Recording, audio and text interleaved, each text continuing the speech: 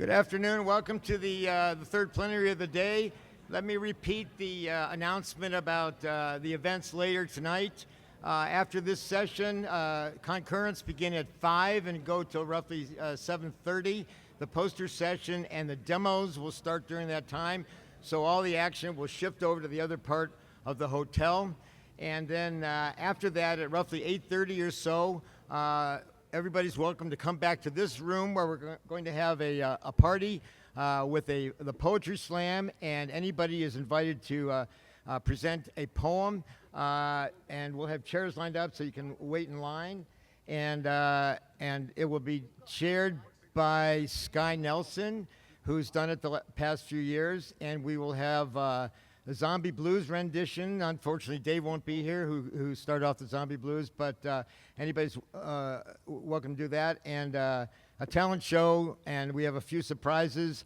And we'll end with a dance party with a DJ, and we'll see how that goes. So with that, we've asked Jonathan Schooler to chair this session, which is a reminiscence of the 30 years ago, the first Tucson conference in 1994. Jonathan Schooler.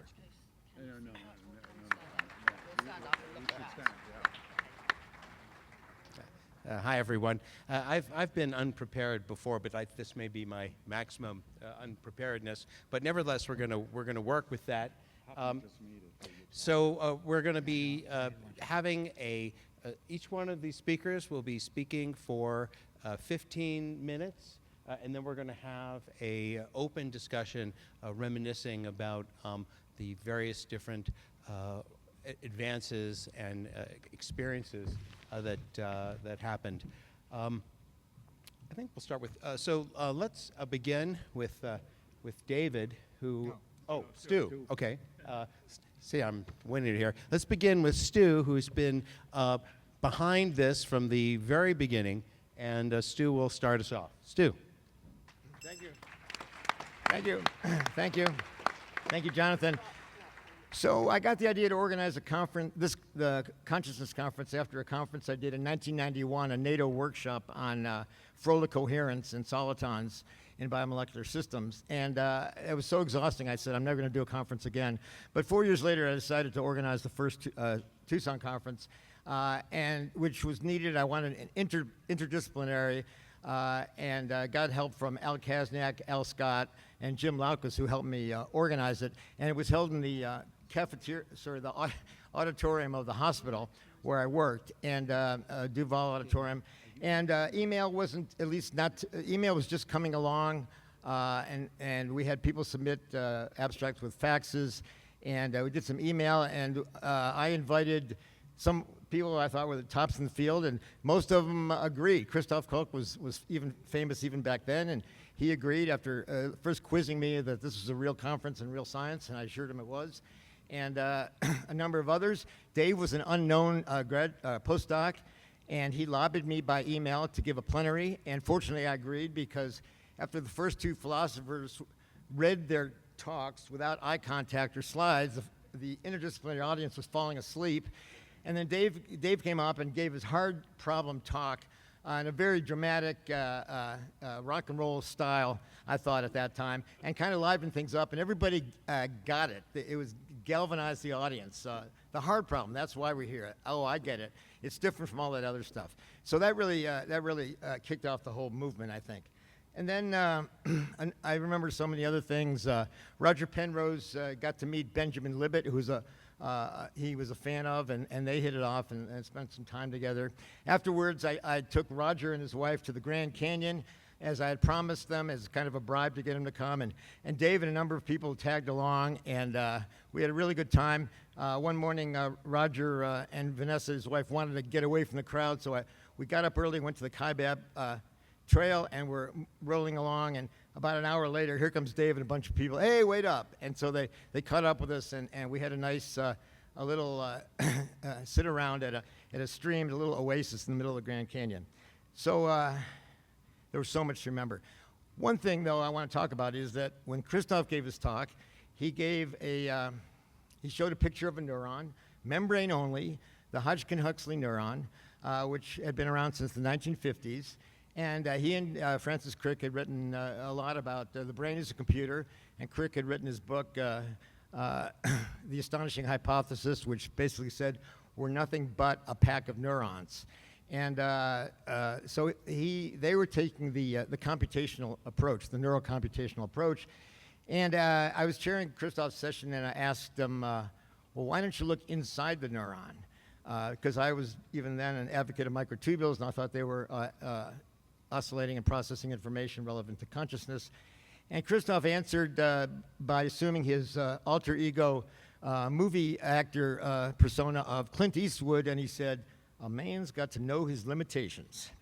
So that was his answer to my request to look inside the neuron, and it was a tremendously clever answer. It set me back on my heels. I didn't have a prompt rejoinder, and the audience laughed, oh, isn't he clever? And it was a very clever move. However, the problem is that if you just look at the membrane and look at the neuron acting in hertz, you're missing a lot. And as we've heard from Anirban, and not just this week, but in the past, I don't know how many years now, inside the neuron, in the microtubules, are coherent vibrations and processing going down into the quantum level, not only in hertz, like the neuron works, but also kilohertz, megahertz, gigahertz, terahertz, petahertz, down into the quantum realm. And so that's what we've been working on.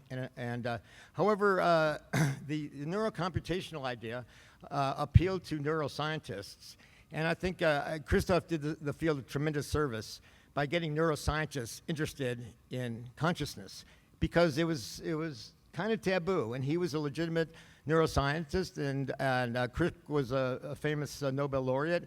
And so they made it okay to talk about consciousness, which had been kind of taboo. I think Roger Penrose also fell in that category, being a prominent physicist who wrote The Emperor's New Mind, which argued against computationalism. Gerald Edelman and Dan Dennett also popularized it with books back then. So that led things off. But and then at the end of the conference, somebody suggested, actually it was a guy named Raymond Fink, an anesthesiologist from University of Washington in Seattle, who said that he had helped found the International Association for the Study of Pain, chronic pain at University of Washington within anesthesia. And wouldn't it be great to have an association for consciousness? And so that started some talks, which eventually led to ASSC. And I was originally on some of the talks, but I was kicked out because I wanted to include microtubules and quantum stuff and psychedelics and things like that, which the rest of the people didn't want. So it kind of created, unfortunately, a dichotomy, a schism in the field, with ASSC going along the neurocomputational lines and TSC going along neurocomputation, but also looking inside the neuron into deeper, faster quantum stuff, along with psychedelics and some mysticism and various other things, parapsychology and things like that, and as you heard, now astrobiology and astroconsciousness.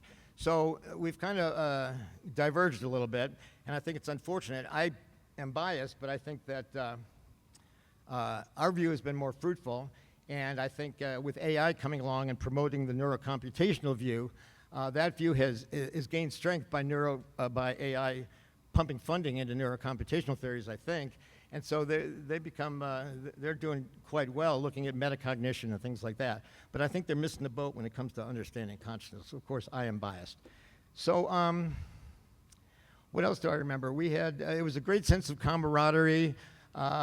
Once we got past the first couple talks, which left people befuddled, and Dave kind of galvanized everything with the hard problem, people really started to get along and cross interdisciplinary lines and talk to each other, and social events and everything, and started the tradition. At the end, I really didn't want to do another conference. Somebody else could do it. And I had meetings with several people, oh, I'll do it. And I met with these people, and none of them wanted to do an interdisciplinary conference. They either wanted to be, on the one side, very computational, reductionist, illusionist, and on the other side, either very mystical, very kind of soft, and not really scientific. And I wanted both, and to meet in the middle and find the science that could explain everything, including consciousness. And so I said, okay, I'll do it, but I can't do it every other year, too much work. But somebody said, oh, I'll do it next year in Italy. Chloe Tade Ferretti, a psychologist that Al Kazniak knew. And so I said, okay, fine. So she organized a conference in 1995, which we branded as the Science of Consciousness, and I went as the lone representative to an island called Ischia off the coast of near Naples, with thermal baths all over the place. It was lovely, small, maybe 40 people, something like that, and that was the second TSC. We came back in '96 and moved downtown to the convention center. It went from a 300-seat auditorium to a large music hall with maybe 1,000 people. I think that was probably the biggest conference we've had, and since then they've been about this size. And so we continued alternating between Tucson and elsewhere around the world. We've been all over Europe, we've been to Asia, we've been to India and so forth. And officially we'll announce later, but I'll let it slip now that next year we'll be in Barcelona. And thank you. Javi Ganesta right here will be in running it, and he'll speak later, probably tomorrow at the end, to give more details as we flesh them off. So thank you, Javi. Let's give him a round of applause. Barcelona is a really cool town if you've never been there. So outside of the Grand Canyon, well, one other thing. On the way to the Grand Canyon, the night before, we stopped in Sedona and stayed there for the night, and we went to a restaurant. We all gathered around, and Roger Penrose was there, and Dave was there, and a number of other people. And I just remember that we all shared a rattlesnake appetizer. You remember that? It wasn't bad. Tasted like chicken. So I think I've said enough. So I will leave it to Christof.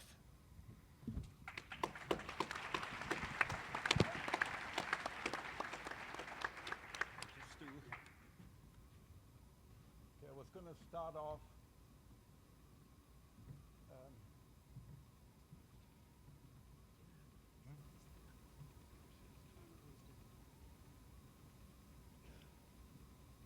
Okay, I thought I'd do some reflection just like Stu did on 30 years of this wonderful conference. And I was going to start off by showing the borderlines between the living and the non-living. Wait, so this is Francis Crick, you know, who you all know, is the co-discoverer of the double helical nature of DNA and who helped decode the molecular code of life.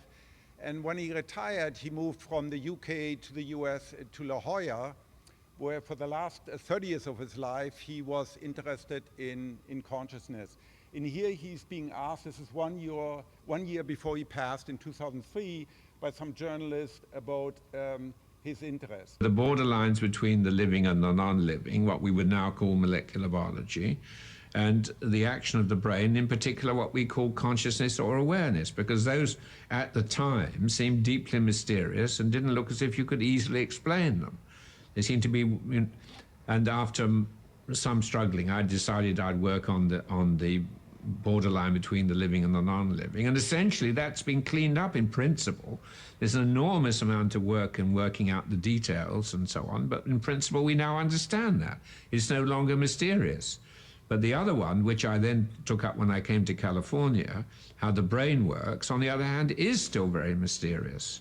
And for a long time, I didn't bother about the problem of consciousness. I just wanted to know what was known about the brain and about the parts of psychology and so on, so I could really begin to see the problem from inside the subject rather than looking at it from outside.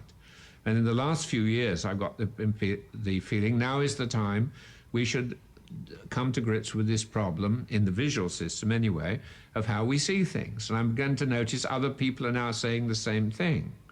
I think they might have done anyway, but I expect that Christof Koch and I, he's the man I mainly work with, have given them a little push in that direction, because it really wasn't respectable to talk about it before. It was thought to be either a problem which you had to leave to philosophers or one you couldn't do experiments on, and how we would define it, and a lot of things which we think are irrelevant. So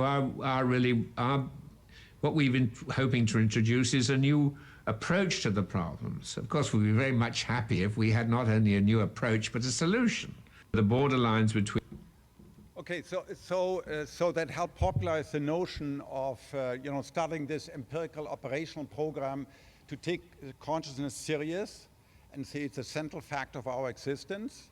right? And but then look, you use the tools, particularly of neuroscience, because we do have this, as Stu expresses this neurocentric view. We think it's neurons for various reasons we can take up during the discussion, and then look for what's now called the NCC, the minimal neuronal mechanisms that are joint, or physical mechanism, if you want to generalize it to include possible quantum mechanics, that are jointly sufficient for any one conscious experience. And it's a causal notion. So if you trigger the NCC, you should get the associated conscious percept, and if you eliminate the NCC or inhibit it, you should eliminate the experience. In fact, this last portion is really due to Dave Chalmers sharpening the notion of NCC in an article published in 2000. So, you know, we focus on the brain. Here's the brain of the two most popular species on the planet. Certainly for scientists, the human brain and the 1,000 times smaller mouse brain, which if I give you a little bit of, if I give you a little quinoa-sized piece of mouse brain and human brain, no one but an expert armed with a microscope can tell the difference. We're all nature children. It's very, very similar. So by inference, we assume that mice too are conscious, and of course you have advantages studying because you can do interventionist causal perturbational experiments that are much more difficult to do in humans. Now, so this NCC, I'm not going to, because this is usually what I talk about, I'm not going to say anything more about it. This is purely an operational defined project. And sooner or later, we will know the answer. In other words, sooner or later, we will know these mechanisms, whether they're neuronal or molecular or microtubuli or quantum mechanically or whatever you want, in this part of the brain doing this thing are, you know, the physical substrate of consciousness. But then, of course, it still leaves the question, well, why these and not those? Why microtubuli, not some other function? Why not that area rather than this area, right? And so fundamentally what's needed, and this took me a while to realize, you really need a theory. So at one of these consciousness conferences, David and I, in a late pub crawl, we decided to, I certainly was young, had just arrived at Caltech and started a lab, and of course, like any young entrepreneur, and that's really what you are when you're a young professor and you're trying to get funding in a research program, you become, you know, you're very confident because you have to be confident given all the obstacles you face, and you say, sure, in 25 years we'll knock this out of the park. In 25 years we will know what the correlates are. Maybe we won't have a theory, but we'll know it's these neurons in that part of the brain. And Dave was a little bit more cautious, I would say. Now, mind you, this is not the hard problem. This has nothing to do with Dave's hard problem. This, even he admits, is a sort of so-called easy problem, using his language, not my language. And so I had to conceive last year at the conference in New York, and I gave him 6 bottles of wine.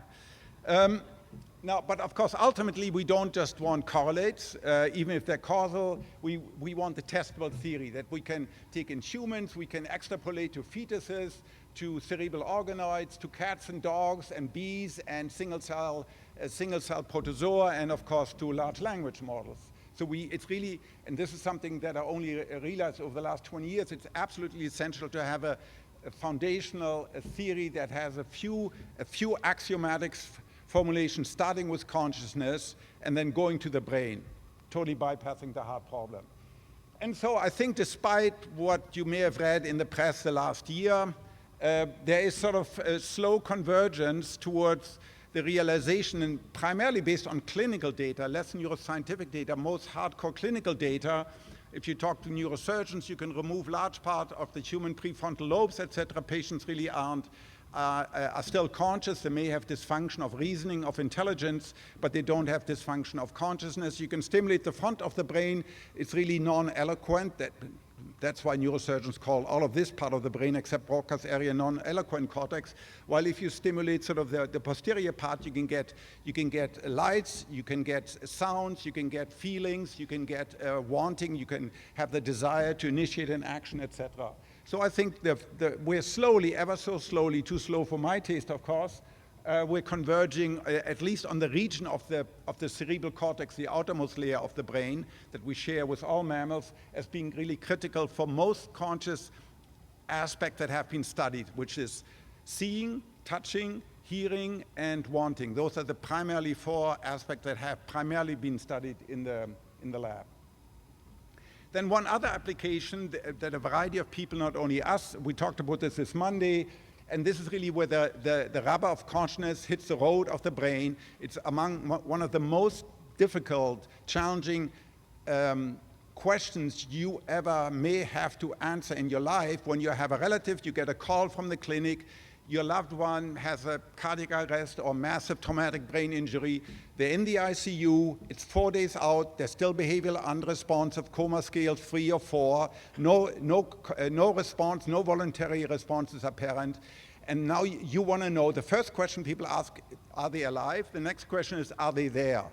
And right now, we are beginning, because we're beginning to understand more about the neural correlates, to be able, there are certainly research prototypes around that we and others are trying to move into clinical practice, where maybe in 5 years from now, it's going to be routine in any ICU in the land that one of the first things you do when you have a patient that's not conscious, you put the, sort of this device on their head to say, yeah, he's truly unconscious, or he's conscious. And turns out 20% of these people are actually conscious.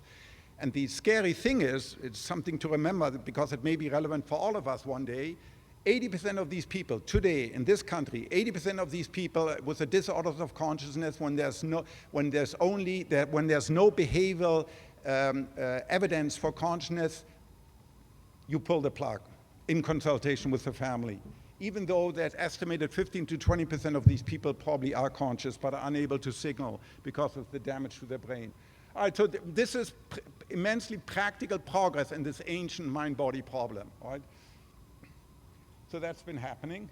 And then, of course, as Stu alluded, the big thing that's happened since our first 94 meeting is this emphasis on extraordinary experiences, right? So certainly 30 years ago, following the war on drug and the scheduling of psilocybin, LSD, and all other psychedelic substances, you know, all that research became impossible, illegal, and even talking among psychologists and neuroscientists about extraordinary experiences, be that near-death experiences, you know, that people have now. We know 10%, 15% of people in cardiac arrest in hospital have near-death experiences, spiritual awakenings, all sorts of what people call peak experiences, quantum leaps, extraordinary experiences, mystical experiences, aesthetic experience, and of course psychedelic-induced experiences or pure presence during meditation.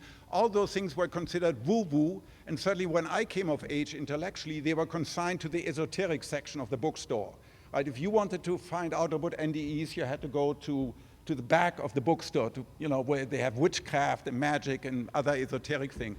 But now, really, over the last 10, 15 years, many of these things are beginning sort of to be mainstreamed and normalized, which is interesting because they provide extraordinary, compelling evidence of different conscious states, in particular with psychedelic. If we can lawfully manipulate people's consciousness, let's say in a scanner or the MEG, etc., that really gives us a very rich repertoire to study the footprints of consciousness in the brain. All right, so in terms of progress, so I think the neuroscience of consciousness, as Stuart emphasized, is now a field. It's now something you can get a PhD in.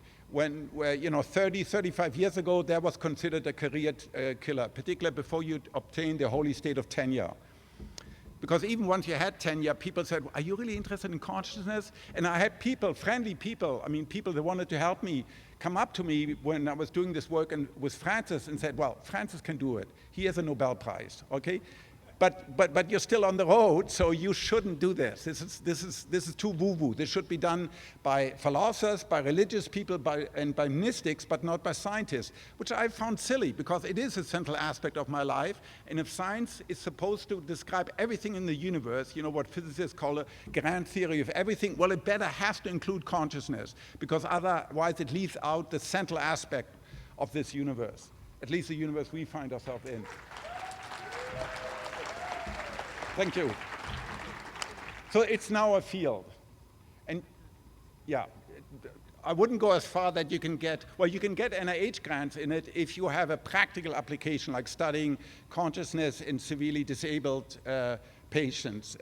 You still cannot get NIH funding if you just want to, obtain a theory of consciousness, but still.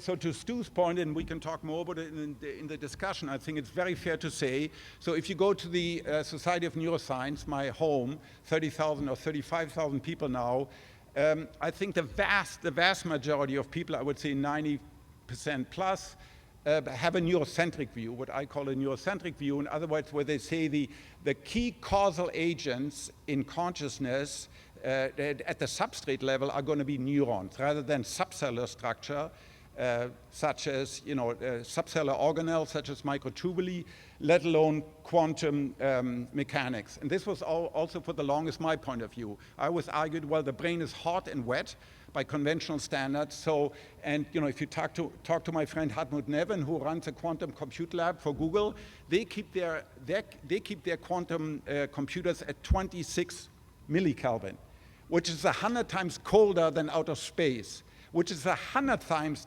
colder than this, because this is warm by physical standard. So I always felt extremely unlikely that things like entanglement and superposition can be relevant for this brain. But anything that isn't illegal, that isn't ruled out by the laws of physics, can of course be exploited by natural selection. There has been no convergence on a theory of consciousness. I think it's fair to say over the last 35 years. Of course, I'm a proponent of Giulio Tononi's integrated information theory, but that's one theory among many, the two dominant one being integrated information theory and global neuronal workspace, and then lots and lots of other theories, particularly as you've seen here over the last 4 or 5 days. Now, there is a fundamental fault line running through the field that became apparent last year. One of the positive consequences of this Twitter war and everything, that there really a fundamental divide between theories of consciousness that are so-called Turing functionalist or computational functionalist, to say ultimately consciousness is a computation. It's a clever hack, developed by the brain, and therefore if we replicate that clever hack on appropriately programmed machines, and maybe LLMs do it, these machines will be conscious. Versus other theories, most prominently of course IoT, who says no, it's a structure of causal relationships, and it's nothing to do with computation. It's not a process, it's not a behavior, it's something different. So we'll see where that ends up over the next 30 years.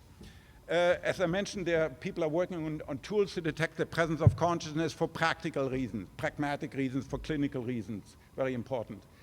And as I mentioned, there's this new openness to extraordinary experiences. And then my only other text slide is this. So my own intellectual, if I can just talk one slide about my own evolution. So when I came here, as Stu said, I was full of neurons. And I believe completely, I bought into this program that Francis Crick and I, helped birth, that, we need to understand the neural basis of consciousness in the brain, because clearly right now we are the only uncontroversial instances of conscious creatures. And I thought, well, that's probably going to be sufficient. But then, okay, it became very quickly apparent that we need a theory, okay, as I mentioned. And I shifted over the last 15 years or 10 years away from classical physicalism, i.e. that you can explain everything just arriving out of physical, for 3 reasons. One, physicalism has completely, utterly failed to explain mind. Typically what philosophers do in one way or another, although they use very fancy language, is to cancel consciousness, to gaslighting into you believing you're not really conscious, you're just confused about it, it's just an illusion. Okay, that doesn't cut it. 2, there's a crisis in the foundation of physics, right? The Bell's states and entangled quantum mechanics and all of that. And third, I myself have had a mystical experience which really sort of cracked my ontological foundation that I grew up with over the last 55 years. And so the challenge we have is to explain that as a science of consciousness has to explain all these experiences, including mystical experiences, the near-death experience, any other experience, using the objective tools of science. So I'm much more sympathetic now to idealism. All right, so now, and in fact, I'm also much more open to quantum mechanics now, and I think Hartmut tomorrow is going to talk about an empirical test we've sort of cooked up to test the possibility of quantum effects in brains. All right, and I have a book that just came out 2 days ago, where I talk about all of this. Then I am myself the world. So my last slide, I wanted to give this homage to Stu, and I mean it very seriously. As you know, we differ.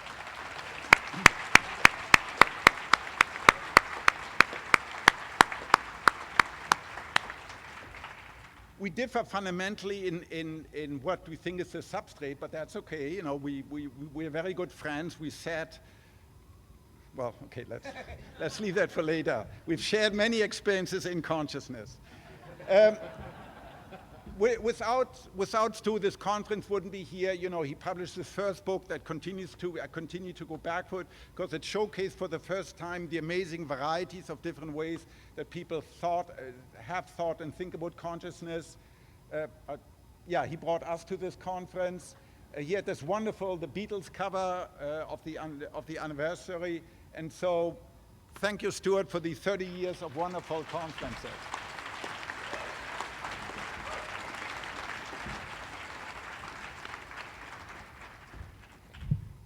David Chalmers.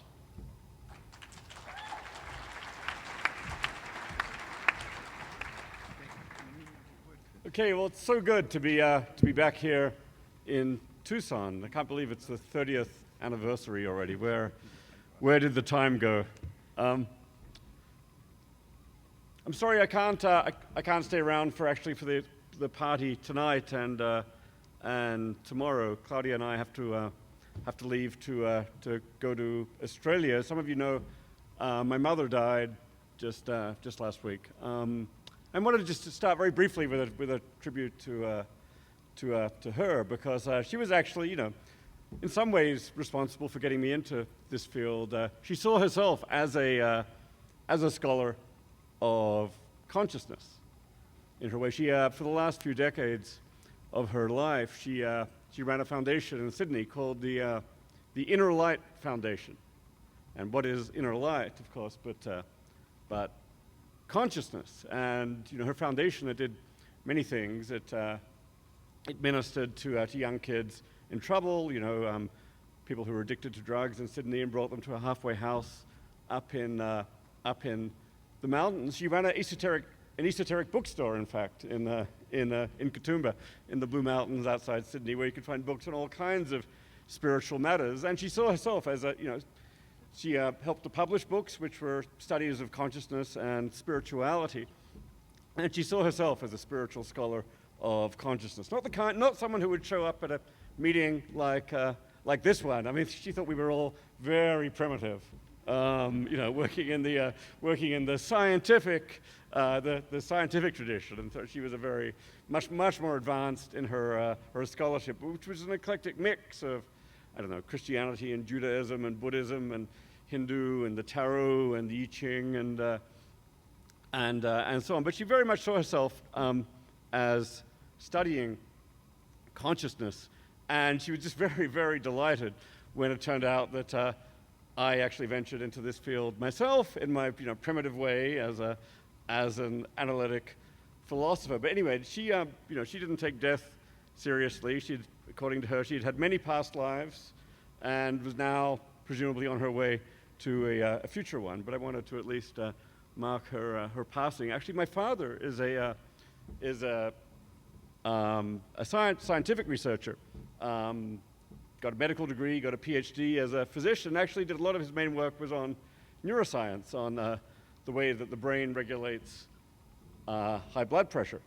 So, you know, but various people have observed that if you put together this very hardline scientific reductionist and this rather extremely eclectic spiritual view, somewhere in the middle of all that, you get me. Anyway, so I owe a great debt to them. Studying, I started out life actually as a mathematician. You guys. Thank you. Some respect, please. Yeah, I started out as a mathematician, but along the way got obsessed by the problem of consciousness that struck me as the most interesting unsolved problem in the world, the thing that we really didn't understand. I did a first degree in math in Australia, another one at Oxford, ended up going to Indiana to work with Doug Hofstadter in his AI lab for thinking about concepts, cognition, everything else. When I started grad school in 1989, consciousness was my primary interest, the reason I got into the field, but it felt almost like a dead field there at the beginning. It's kind of hard to imagine now, given how active the field is. But there were people here and there working on consciousness. For example, Bernie Barz's book on the cognitive theory of consciousness came out in '88. Ray Jackendorf had a book. Philosophers like my colleague Ned Block and Frank Jackson and so on were kind of working away here and there on, but there just wasn't a field in sight. Over the course of my 4 or 5 years in grad school, that started to change, partly thanks to some people here, Christof and Francis. Their seminal article on neural correlates of consciousness in Seminars in the Neurosciences in 1990 was galvanizing. Roger Penrose's book, The Emperor's New Mind, Dan Dennett's book, Consciousness Explained, another person who died very recently. I'd also like to pay tribute to. I mean, Dan disagreed with me and enormously disagreed with all of us. Enormously, not so much with Sue. But yeah, right. Yeah. But nonetheless, had a huge galvanizing effect on this field, and was a pioneer in thinking about consciousness for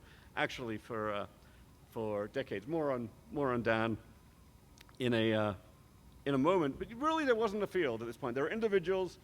There was no field. So when this conference, I think there was one interdisciplinary conference I went to in the early '90s, the Bhaktivedanta Institute in San Francisco, but it really wasn't the same thing. So when notices went out of this conference, I just finished my PhD. I was at Washington University doing a postdoc, and then somehow up in our department there was a sign saying, "Toward a scientific basis for consciousness, Tucson, April 1994." I was like, "Wow, this is exciting. This is it." So I emailed Stu about this, put together an abstract, and started thinking about what to talk about at the conference. Actually, how many people here were at that first conference in '94?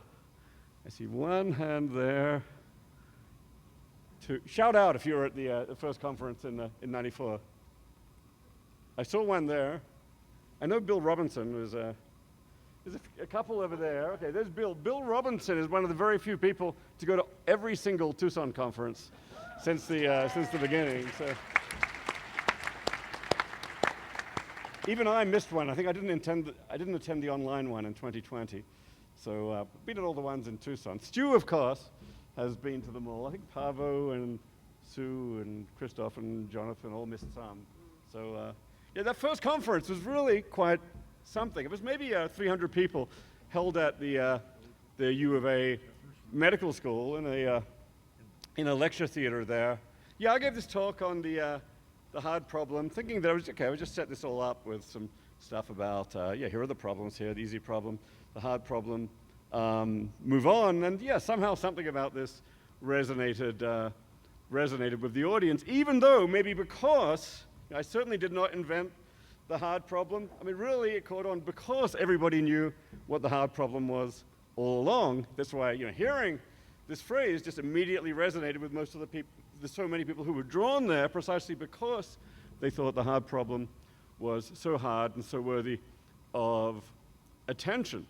I'm glad that notion has caught on and resonated and helped to structure the field, because I think it just draws attention to this central mystery at the heart of the problem that sometimes is easy to, otherwise can be easy to ignore and to set aside. That phrase draws people back in. But the conference was really something. Actually, it wasn't all like hard problem and the neural correlate of consciousness. I mean, there's a lot of microtubules. I remember there was chemistry. There was stuff about the structure of water. Was there some astrobiology? Maybe it was ahead of its time, but it was quite. And I got to. That was when I first met. I think it was when I first met Paavo. First met Stu. First met Christof. Met Roger Penrose. Met Ben Libet. I mean, so many pioneers in the field. Yeah, Andrew Weil.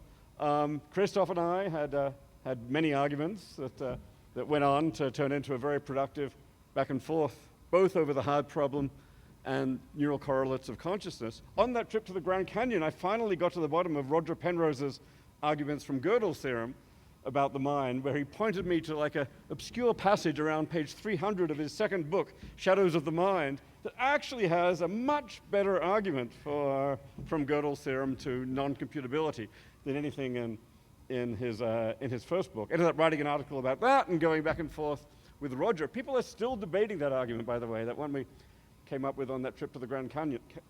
In the Journal of Philosophy last year, there was something called Penrose's second argument. And philosophers are still trying to get to the bottom. He's probably listening, by the way. Of that one. Oh, hey, Roger.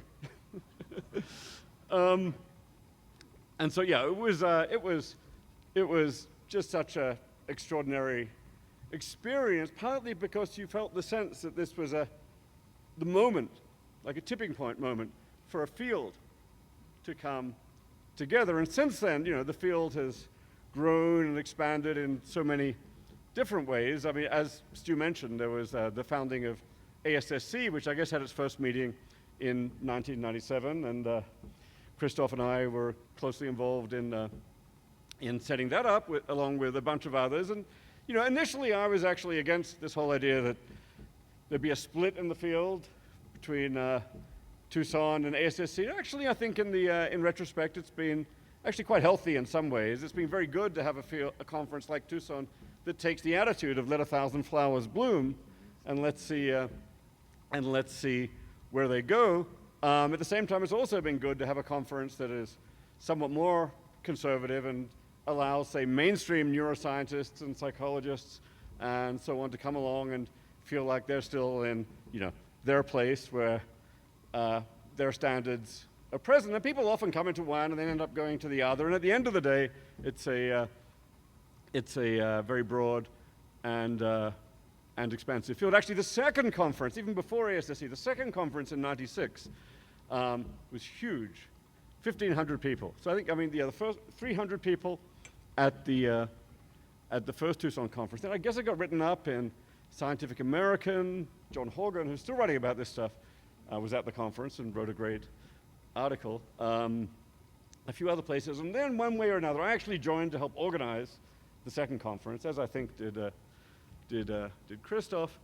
And yeah, for the second conference in '96, that was when things really exploded. There was close to 2,000 people here now at the Tucson Convention Center downtown.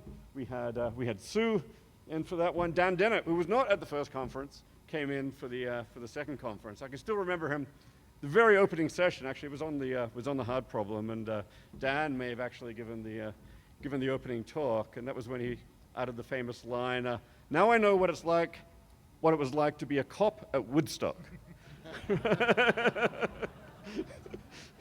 To be a cop, to be a policeman at Woodstock. Here are all these crazy consciousness junkies with all these weird views about the hard problem, and I'm the police. And Dan played that role really beautifully for at that conference, and it's continued to be, for some of us, I don't know if it's a good cop, bad cop thing. Dan played that role of the good cop to perfection, developing like an illusionist, this illusionist approach to consciousness, which has only become more prominent and central in recent years. Even I have moments when I feel at least tempted or intrigued by it. I mean, it's true, it's impossible for me to believe that consciousness is an illusion.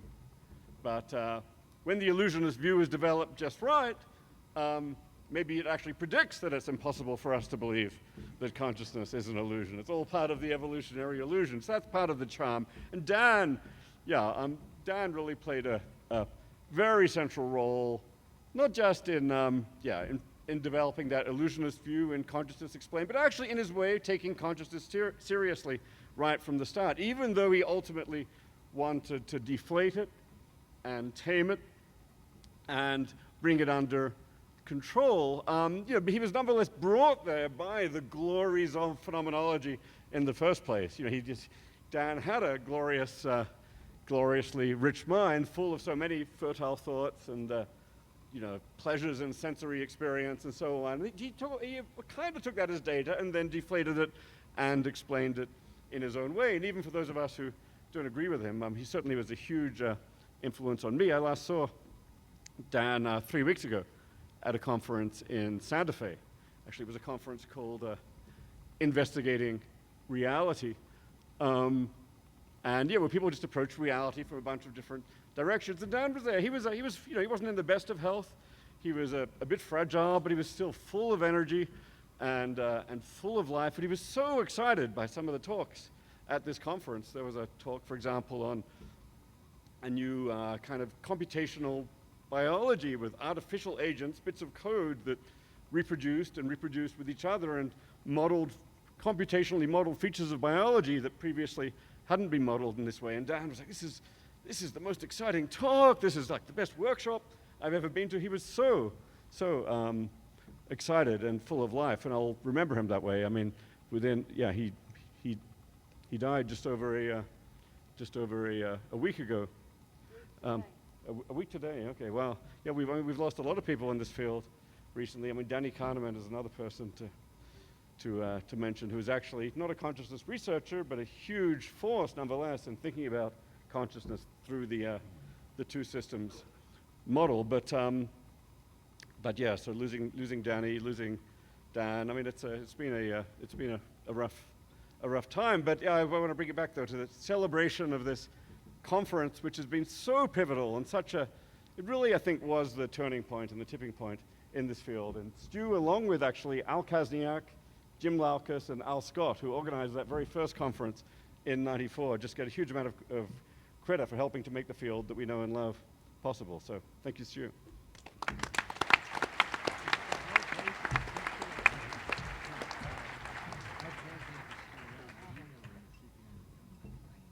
Paavo.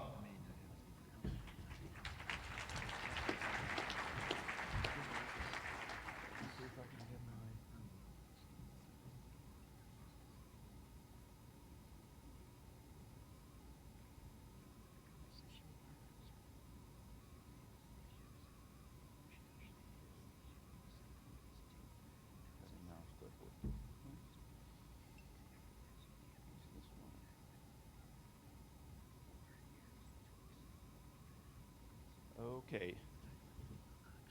Here we go. So anyway, thanks for inviting me here. Now let's go here. So I thought I'll say something before saying something about the conferences, what actually brought me to TSC, a bit of the background. So it goes back in a way, 1979, I was studying philosophy in Uppsala. And then I got profoundly influenced by the teachings of Krishnamurti. And of course, there is a lot of, consciousness is being discussed there a lot. I mean, this, of course, didn't come from the university. The Swedish analytical philosophy is fairly sober, so they wouldn't have something like Krishnamurti in the curriculum. But I had some friends who were kind of, I guess at that time in Finland, Sweden, there were some interested in these Eastern approaches. And but of course, so Krishnamurti was very interesting, and that is, of course, it's not very theoretical. It's more about self-awareness, maybe becoming free of the ego in a bad way, and getting, finding order and maybe creativity, intelligence, those kinds of very important things. So it was definitely a very powerful, might have been the most powerful experience in my life, or kind of a change. But of course, Krishnamurti was having these discussions with David Bohm, the physicist, and that, I think many people felt that they understood Krishnamurti much better through Bohm, and certainly I felt the same way. And of course, Bohm went on to develop his own ideas connected to this, with dialogue and understanding thought, books like Thought as a System. And so I actually went to the UK and I interacted with both of them, and later on especially with Bohm, various things, and also of course got very interested in quantum mechanics. Although in the end I ended up going toward philosophy and cognitive science, but I kept this quantum interest there as well.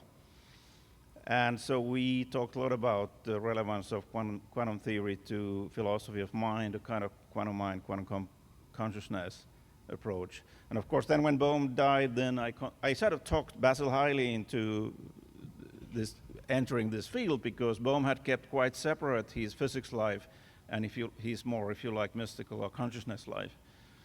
And so anyway, then when Bohm died, then I kind of lost a physicist colleague, and Basil lost a philosophy colleague. So we hit it off quite well, and we're still working together quite often. Basil gives me a 2-hour talk about his latest advances in algebraic quantum mechanics, which I don't always understand, like me. At least 5% I understand. But anyway, there's Christian Murdy and Bohm, and there is Basil, who has actually been here giving a talk both in '98 here in Tucson, and also I organized with Tuomas Tahko this TSC 2015 in Helsinki. So anyway, what happened in well, we already heard what happened in the TSC 94. There are 3 things that I mentioned. There's the heart problem, there are microtubules, and of course Danish pastry that was all over the place, so much that the tables were like bending, and this was quite amazing. It's not the it's not the sort of sober Finnish breakfast, but we enjoyed a lot of that, and so. And of course, with the microtubules, I think the thing was that Stuart was showing there was this huge screen, and we were seeing the video or pictures of that. So I think the medium was part of the message. We were just amazed by this, and we never heard about them, never seen anything like that, so it kind of symbolized the opening of a new way of thinking about consciousness and what might be even the physical correlates. And but of course, given my background with both Krishnamurti, Bohm, and of course then I went into academic philosophy, it really felt amazingly as both an academic and a spiritual home from the very beginning. And so it's not merely theoretical discussion about consciousness or scientific, but it's always been like this platform to experience what you might call the wholeness of life, or in a way that sort of one feels quite good about being here. Anyway, so I thought I'd say something about this one feature that distinguishes TSC from other conferences. For example, the ASSC is focused on new physics and quantum theory in particular. I actually went for the first time in ASC in New York, and I had a presentation on quantum physics. So Dave commented this was a new thing to do. There was another one on relativity, but other than that was actually a great conference. So really a lot of people and really nice atmosphere there. But anyway, so here, of course, there's been a lot of focus on the new physics, and some people may find that puzzling. So you see, the thing is, you have to be bitten by the quantum bug to really get into this. Well, for me, that happened to Bohm, but also I was in the UK, even in the 80s, 90s, so listening to Penrose's talks. And even in Finland, when I was doing also my PhD, there was this physicist, Kalev Laurikainen, who was very interested in the views of Wolfgang Pauli. So the physicists have had a long tradition of being interested in also consciousness and this kind of approach. And you see, there are many reasons you could argue, well, why should we look into something like quantum mechanics here? But one is that because the problem of consciousness is hard and fundamental, maybe a science of consciousness needs to consider our general scientific worldview. And surely physics is relevant to this more general picture. And so I mean, one could say a bit polemically that, cognitive neuroscience and even philosophy of mind, even today, they typically presuppose a 19th century mechanistic worldview. You could argue that quantum and relativity theory strongly point to a holistic worldview. Exactly how it works, okay, there are various proposals. David Bohm argued that in reality we should make a distinction between implicate order and explicate order. Explicate order is the familiar world of tables and chairs, middle-sized objects. The implicate order is there as an underlying ground. That's, through which you could explain things like non-locality. But also that it's the implicate that gives rise to the physical world, and maybe mind and consciousness lives at least to some extent at the implicate order, not just in the explicate. And actually, in a sense, I think Bohm was suggesting that somebody like Descartes had a right intuition when he said that consciousness does not live in space, whereas body is in part of the material extensive substance. But this is again just a qualitative example of how one might think here. And more generally, the prospects of truly explaining consciousness may well be better in the context of a holistic worldview, whether coming from physics. And of course, if physics implies something like that, so why not take that into account? It doesn't deny the value of the work we do in neuroscience and if in the level of so-called explicate order, but perhaps it's good to be aware that even for neuroscience, there could be this deeper ground. And of course, people like Bohm and Carl Pribram talked about this in terms of the holographic paradigm, and which to some extent perhaps live on in neural networks and some other approaches. Anyway, so, but of course the situation is that many people assume that quantum theory is relevant only in the domain of subatomic physics, in the sense that let's use quantum mechanics, we deal with physics, and then for the other, biology and neuroscience, we have special sciences which we should use there. And of course, this attitude was very strong. I remember doing my PhD late 80s, early 90s. I did spend some time with Oxford, met people like Michael Lockwood, David Deutsch, and others. But on the whole, of course, the attitude was very, there was not even much talk about quantum computation. Of course, now we know that's a big thing. There's been interesting work in quantum biology, and of course the work in quantum cognition that we heard about, where we use quantum tools to model cognitive phenomena while being agnostic whether or not there's anything literally quantum underlying cognition. But then there's the more strong program of quantum brain theory, and of course, you could say, I've been kind of following, I guess initially, back in '94, I must admit that I wasn't so keen on the Penrose-Hameroff approach, because I thought that the Bohm interpretation is the correct one, and there's no collapse in the Bohm theory. So I sort of felt, maybe we should think a little bit more about the interpretation of quantum mechanics before moving on in the way Stuart and others were doing.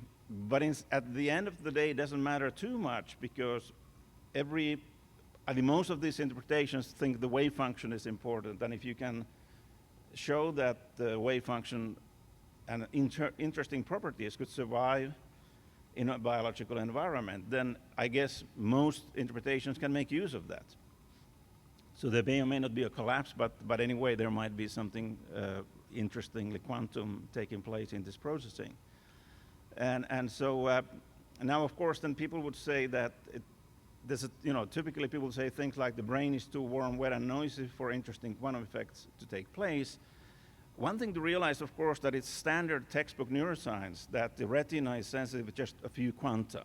And those, that will change the shape of a retinal molecule, and this will be amplified into a signal. So, standard neuroscience says we are all walking quantum detectors. We are able to, we didn't realize that, and walking quantum amplifiers. And that happens in 37 Celsius. So, Bohm didn't talk too much about this, but he speculated, well, if it can happen in the retina, something like that could happen elsewhere in the brain, 37 Celsius. And also, in Helsinki, we have a new matter profiling area, which I helped to build up. And there's a physicist, Sabrina Maniscalco. She works with quantum computers, but is also very interested in these, biology and quantum application of quantum mechanics in other areas. And so she would suggest that actually, she claims there's research showing that noise may be a friend of quantum coherence. So again, we have a lot of assumptions here, and therefore, I think it is kind of an open question what will happen. And it's definitely worth exploring further these possibilities. Now, what about the future? I think a general point would be that to make progress with understanding consciousness, we need a genuine dialogue between different disciplines and approaches. And that is, of course, very difficult, and we all know that through trying to interact between the disciplines, but also all the hidden assumptions that we don't like to question. I also think, I mean, given some of the recent turmoil in the field, like with IIT and all that, I think we also need a sophisticated view of science and its limitations, like this Clint Eastwood thing that Stuart mentioned. And I think we should watch out appealing to naive notions of falsification or pseudoscience, that if we start throwing out these kind of labels, then, I mean, they could easily backfire. And I don't know, I somehow feel that, at least personally, to have studied a lot of also the history of quantum mechanics and history of physics, one realizes how difficult science is, how experimental results can always be interpreted in many different ways. And science is not at all as unambiguous as we like to believe, and the, you know, this kind of drawing the line between science and pseudo. But anyway, so that's just a small point. And then regarding philosophy, which is my own field, I think it could play a more constructive role here if it engages deeply with the natural sciences. Not only neuroscience, but also, you know, the philosopher should, you know, give attention to interlevel relationships, and that way help the discussion where even, you know, maybe like neuroscientists or physicists themselves may be not looking at the broader picture. And this would be then a need for people today, people like Lademan Ross, called scientific metaphysics. So this could be the underlying thing that hopefully helps us to progress to understanding consciousness. But anyway, thank you very much.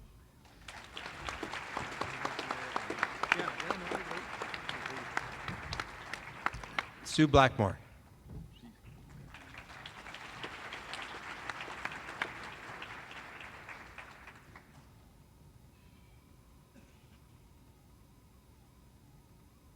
Anyone know how I get out of this?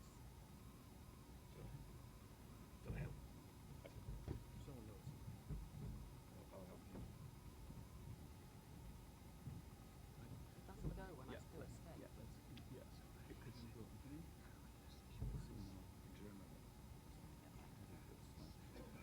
Let me maybe. I wonder if it got stuck somehow.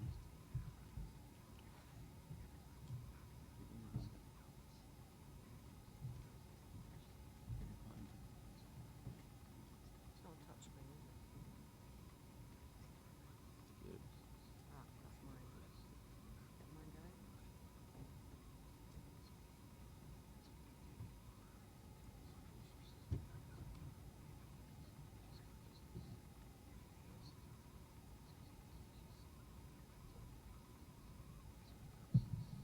Thank you.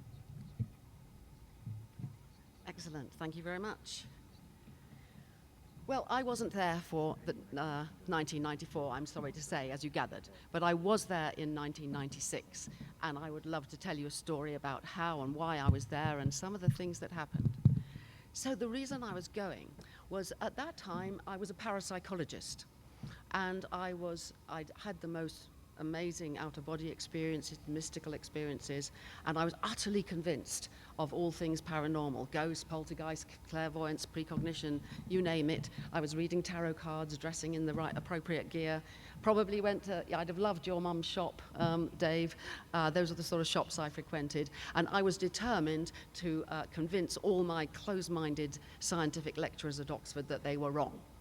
So, after my degree, I turned down, interestingly enough now, I turned down a sensible PhD place at the University of Sussex, where Anil Seth now runs a consciousness lab, in order to get a job and fund my own way through a PhD on parapsychology. And I investigated all of those things. I went in not only lab experiments on clairvoyance and precognition, but sleeping in haunted houses and testing tarot cards and all kinds of stuff like that. And it took me about, well, coming on for 10 years to become convinced that there's absolutely no truth in any of it. There's all the experience. Oh, I like the little tiny clap over there. Thank you. There's lots of mystery in the experiences. I've had plenty of them myself, and I know lots, and I've studied OBEs and that sort of thing. But the interpretations, Anyway, the point was, and I mustn't deviate from it, that I was invited to a parapsychology panel at the 1996 Tucson 2. And I was longing to come. I really wanted to come, but I was very ill with chronic fatigue. But there was another reason I wanted to come, and that was to see Dan Dennett, because I'd got interested in memes, and he was writing about memes. And in those days, you know, there wasn't Zoom, and there was hardly mobile phones, and, you know, I had to come to see him. So I got wheelchair assistance at the airport, and I managed to get here, but I was really, you know, I'd been in bed for months. And so I was here. Now, it got to about the Thursday, you know, of the big dinner, like last night, and obviously I couldn't go because I was too ill. I assumed Dan would, and I thought, I've only got one more day left to, you know, get some chance to talk to him. And I thought, I need to get a message to him, and I felt too ill to walk down and leave a message at the reception in the hotel. So I thought, I know, I'll get the reception to connect me to his phone, and I can leave a message. So I rang and put me through, and I got my message ready. By then, I'd cleaned my teeth, got undressed, got into bed, and holding the hotel phone, and I'm ready with my message. And a voice answered, "Hi, this is Dan." And oh my God, he hasn't gone to the dinner. And he said, "Oh, right, well, how about now? You come to my room or I'll come to yours." I said, too weak to walk anywhere. "You come to mine." Quickly get back in, get my pajamas off, get in my clothes, get ready. He turned up. Fortunately, I had a bottle of duty-free brandy, and we sat there for hours and hours, drinking the whole way through the brandy and talking about memes and the paranormal and consciousness and everything else. That's my husband. He said, my husband just said, she said they were only talking. We were talking and drinking.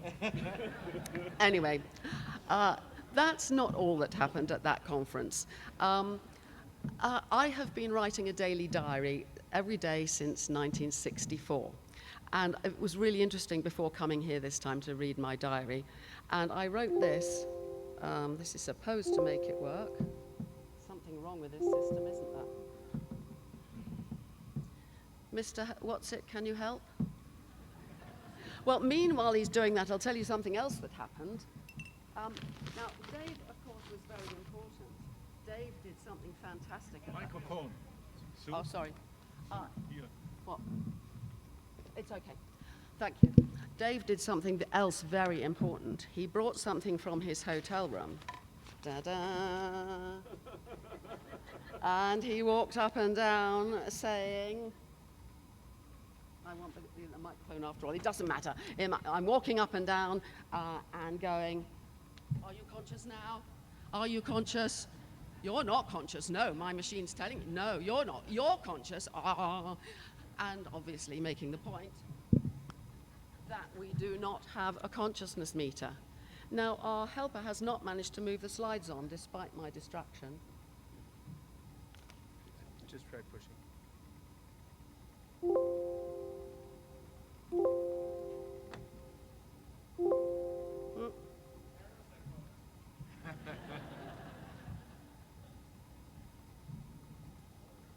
It's conscious, the AI. What's the matter with it? Are you pushing? Pushing this on? Yeah. Or you're pushing backwards? Pushing back. So thank you very much. So here's my diary. And what it says is, I talked to several people at the party. Oh, it's difficult for me to read this. Is this working? I have to go close to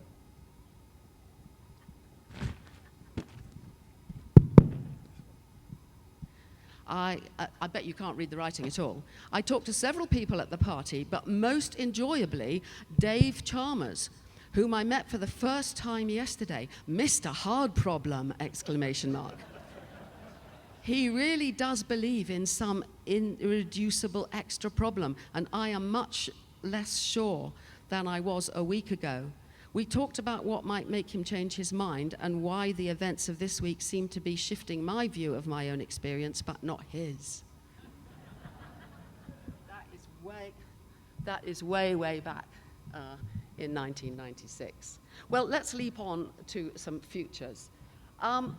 Who was there at the wonderful end of consciousness parties that we had at Dave's house? Anybody? Hands up? Yes, some of you, a few of you. In 2000. Was it 2000? I haven't put the date on because I couldn't find out. You know what it's like when you've got pictures, millions of pictures in your computer. Anyway, he had this lovely house. Didn't you have a fantastic red sports car and long hair down to here, or am I making that up? Right. And this was a fantastic party. Anyway, one of those times, it was his birthday. And so a friend of his had made a lovely cake, and she asked me to help her. So she brought out the cake, we stood by the pool, and I got the matches and lit all the candles. And then Dave took a deep breath, and he blew the candles out. And his hair caught fire. And there were flames everywhere. I must have dropped the camera because you can see that shot isn't very good. And someone got water. You can see someone's arm there getting water from the pool and sloshing it over. We put the fire out. The smell of the hair was awful. The first thing I knew about it was the smell of ash in the air, and people were making Michael Jackson jokes. So this is the sort of thing that happens at Tucson. But I'm going to move on now to 2004, which of course is 20 years ago. And the reason that it was particularly important that year to me was that I decided to interview a lot of people. Now, I was doing quite a lot of work for the BBC, for Radio 4, and I had fantastic recording equipment. You wouldn't need it now. Our phones are brilliant, but in those days, getting broadcast quality audio was quite difficult. So I interviewed a lot of people, and I thought I might find out, do a test on the audience if you can recognize the people that were there. So here's the first one. Who's that? Come on. Ned Block. Well done, it's Ned Block. They're an ignorant lot out there, or they just got very quiet voices. Okay, who's this? Yes, Dan Dennett. And I want to say a word about him because I want to stand up a bit for illusionism. We illusionists do not say that consciousness doesn't exist or in any way want to deflate it. All we're saying is it's an illusion. An illusion is defined in the dictionary as something that's not what it seems to be. The point of illusionism is to say, look, we're really confused. That's why we're in this muddle. We've really, really got to work out what we've got wrong. And that's what I, as an illusionist, and Dan Dennett especially, have tried to do. And his book, 1991, Consciousness Explained, is the Bible of that approach, really. I would also say about agreeing, you mentioned whether we agreed or not. There's one thing I disagree with him about, and that is free will. And I have to, again, be able to read this. I can't see it. Yesterday, so speakers were asked for a show of hands, and about 2/3 of the audience believed in free will, exclamation mark. What's going on? What do they think it is? Hands up, who believes in free will? It's just as bad now. So I continue to disagree with Dan, and because I believe that given there's no audience in the Cartesian theatre and all the other things he says, then he shouldn't believe in free will. I should say, it's so sad he died last Friday. I had an email from him only very recently in which he said, yet again, I hope before I die I'll make you change your mind. Well, he hasn't. Poor Dan. Who's this? Bernie Bars. Yes, Bernie Bars. And this? Petra Sturridge. Well done, Petra Sturridge. Come on, you lot out there. Who's this? Yes, go on. It's Dan Wegner. Dan Wegner, the wonderful book called The Illusion of Conscious Will. He died a long time ago, and I was lucky to have a really good discussion with him there. Who else have we got? So after Tucson, I went to La Jolla to interview, who's this? Churchlands. Yeah, both are Churchlands, and we had a wonderful breakfast. Adam was there, and he took the photos.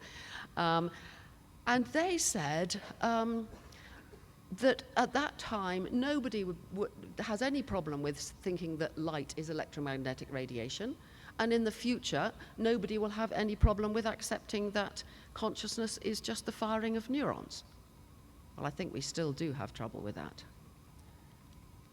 There they are again. And that finally, I had the honor of the last ever interview that Francis Crick did before he died. I suppose if we're looking back 30 years, it's inevitable we're going to have a lot of people dying. Well, I'll leap on again now to It is 10 years ago, isn't it? 2014. I'm just looking for the thing. Can you recognize any of these people? I can't even get there, can I? Okay, let's just do it this way. Who's in the red coat to the right of the drum? It's Christof. Who's next to him in the blue? Dave, yeah. Who's next to that? Stuart, yes. And who's in the yellow? Roger. I don't know who it is, do you? Roger. Oh, it's Roger. Oh, of course. Roger is Ringo Starr. Oh, it's Ringo Starr, yes, yes. I'm kind of behind Dave and Christof's head. There's all sorts of wonderful people there. Paul McCartney. What? I think I'm Paul McCartney. And Yeah, it's brilliant. Well done, whoever made that. Well, I'd like to say there are some wonderful things about Tucson conferences. On the one hand, there's all the thinking it makes you do, and you really do have to keep your brains on your head. Then there's all the fun of skiving off a bit and going hiking. And then, of course, when we come to the end of each conference, there is the poetry slam and dancing and music. And I don't know what we're laughing at there, and I don't know what Dan's doing. We're just in the audience of the poetry slam. And then finally, oh no, there we are again. That's Dave and me. Do you know when that was, Dave?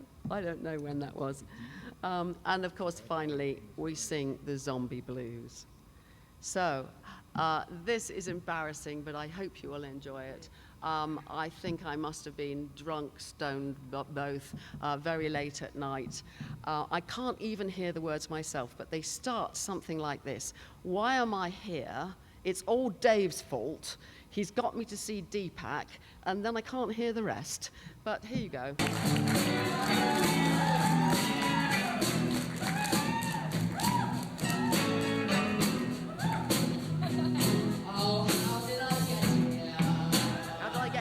It's all Dave's fault.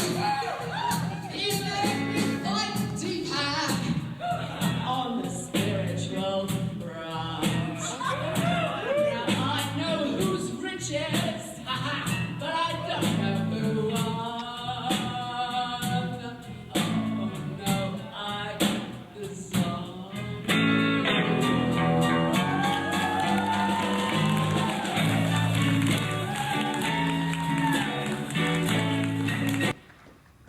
Thank you.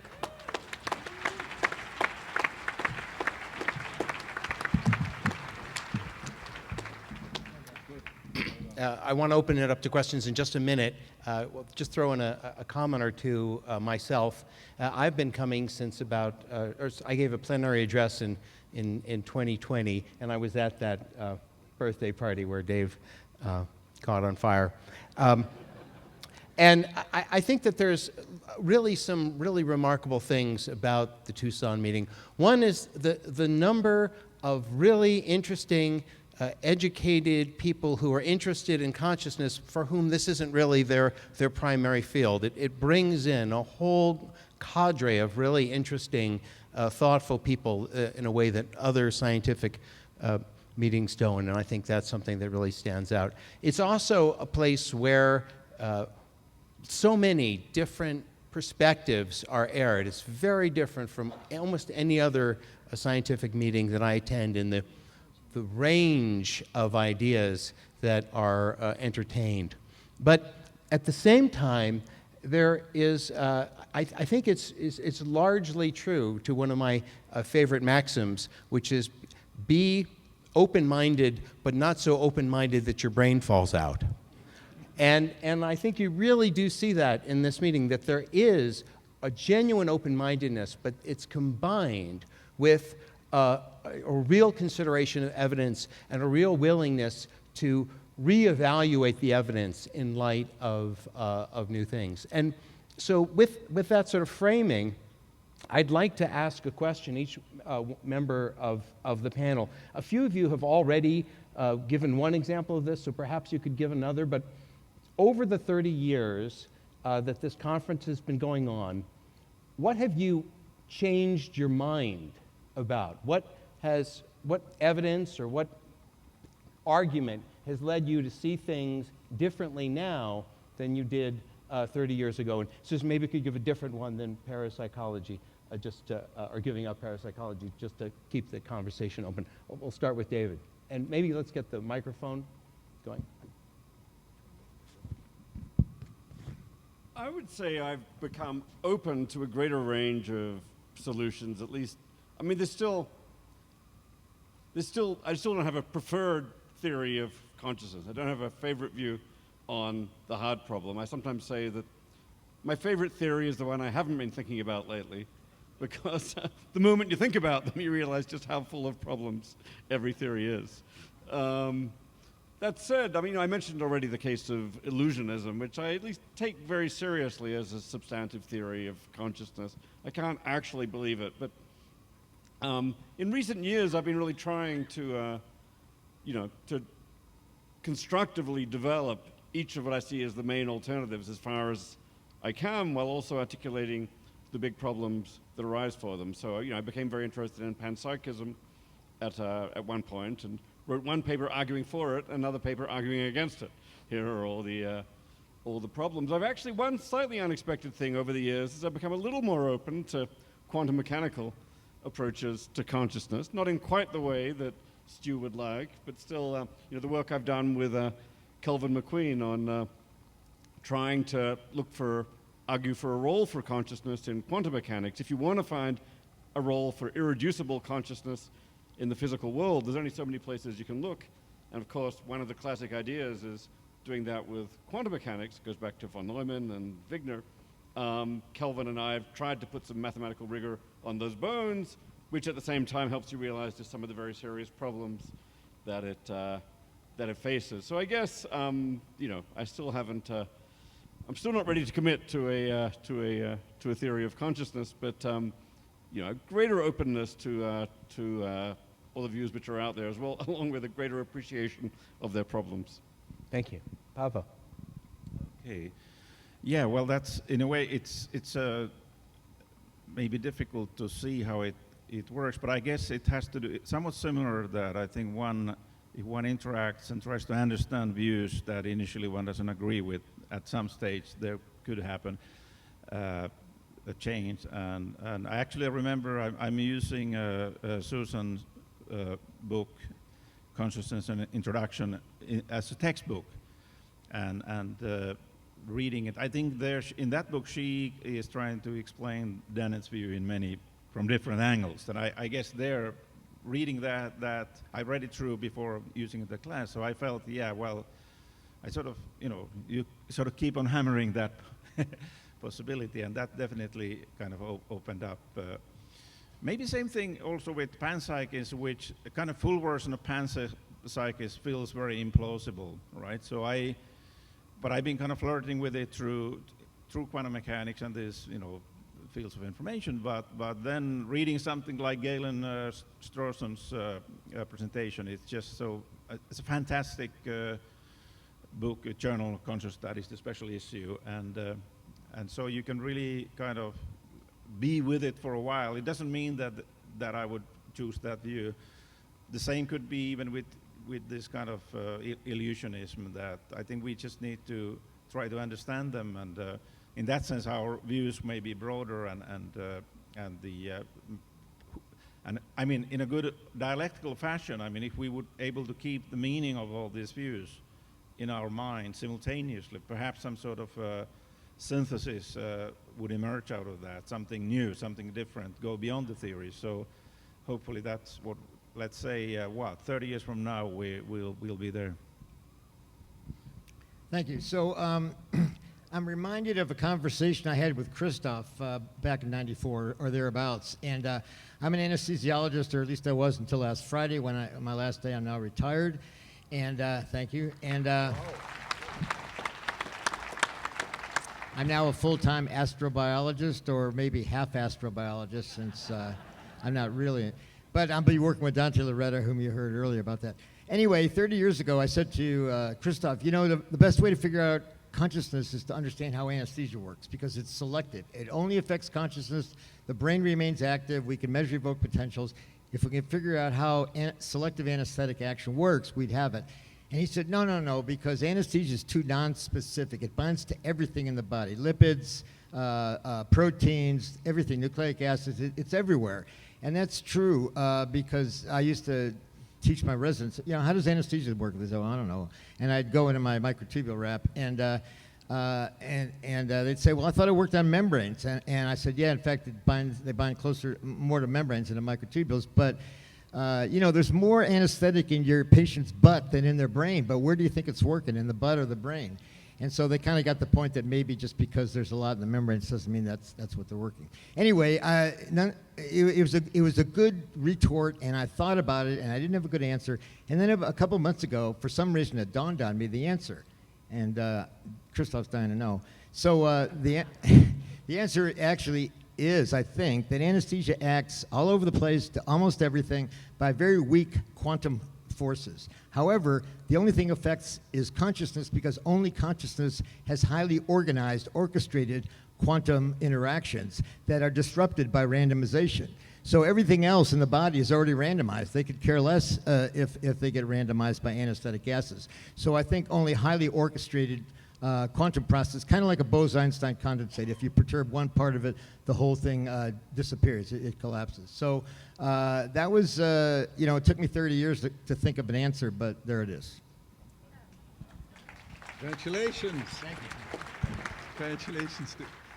So I'm going to disagree with at least 3 people on this panel. I don't believe in any of this eliminativism. I don't believe in any of this illusionism. And I certainly don't believe that we'll arrive at a theory that's a superposition of all of this.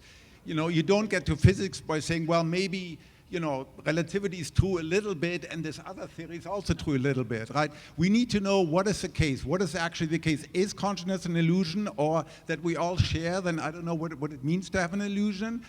I've studied illusion. I know what visual illusions are. That's not what consciousness is. Okay, so there is going to be a solution, and we can't spend hundreds of years or thousands of years having endless heuristic debates. It's like jousting. It's like intellectual jousting. There is a fact about the matter, and we'll find it out one day, right? Okay, so that's my pitch against illusionism. And I've changed. When you ask me how I've changed. I don't believe that, as I said, classical physicalism is sufficient. It's very powerful to explain most of the world, but it's not powerful to explain the central enigma at all of our lives, which is consciousness. And then the other thing that I've changed pretty radically, I grew up very straight. I grew up, your brain on drugs. Remember those, the frying pan and all of that? Yes, I grew up like that. So I only encountered psychedelics recently. And when you have one of these near-death experiences or different, who here has had a spiritual enlightenment or a near-death experience or a mystical experience or psychedelic? Wow. Okay. All right. Do you think this was all a big illusion? He is being so unfair. It's these experiences that should tell you why it's an illusion, why the way that so many scientists are working on it are treating it in the wrong way. If you have had illusions of if you have had experiences of pure consciousness, if you have, or whatever it is, the brain has dropped the big self model that tells us all this stuff that is actually just talking, and you've had those experiences, you begin to see there's more to consciousness than what we thought. And what people have been trying to explain is not actually what needs explaining. And the more we have these experiences and learn about them and learn to explore the different ways the mind can work, the more we'll realize that a lot of the attempts that are being made are simply wrong. That's what I mean by illusionism. And it's not some kind of dismissing of it, it's more enrichment, I would say. Anyway, sorry about that rant, but I get upset when people don't understand illusionism, but it is difficult. Right, so how have I changed my mind? Very interesting question for me, because that change from the paranormal was such a big change that it made me, I hope and I think, a better scientist, because the essence of science is to ask questions, put forward hypotheses, and if you're wrong, change your mind. And having done that in a big way, and having to change myself completely, I'm not afraid. But I'm not sure I've made very many big changes. But one I have made, and rather slowly, is that I was completely convinced that Dan Dennett's multiple drafts theory was the best around and the best we could get. And it's very hard to understand, but in essence, the analogy he gives, or the metaphor he gives, is fame in the brain. So the idea is that what we're conscious of is that when things get into, if you take it in a global workspace view, it's not that things get into consciousness, suddenly become conscious or get into the container of consciousness. It's just that there's more stuff going on, it's stronger, and that's fame in the brain. Fame is not something in addition to being well known. That's the idea. It had always been nagging at me that, well, hang on a minute, that can explain a lot about what's important in that state of mind at a time, but does it really cross the great chasm, the mind-body problem? No, it doesn't give us this. And where my thinking has gone is actually something that I first thought probably 40 years ago because of mystical experiences, that it's wrong even to ask, is a brain conscious, or is a rat conscious, or is a person conscious? It's actually the models or representations that they're building that is the subject of consciousness. It's models all the way down. It's a kind of panpsychism of models. Now, this is probably completely batty, but it is a way of thinking that, for me, has overthrown my previous confidence in Dennett's multiple drafts theory. And I kind of look forward to keeping on thinking about it and seeing where it takes me. Like you, Dave, I've played with panpsychism, and the traditional sort for me doesn't work, but this sort I'm having fun with. So there's a change for you. Let me invite people to come up to the microphone if you'd like to ask questions. Yeah, go ahead.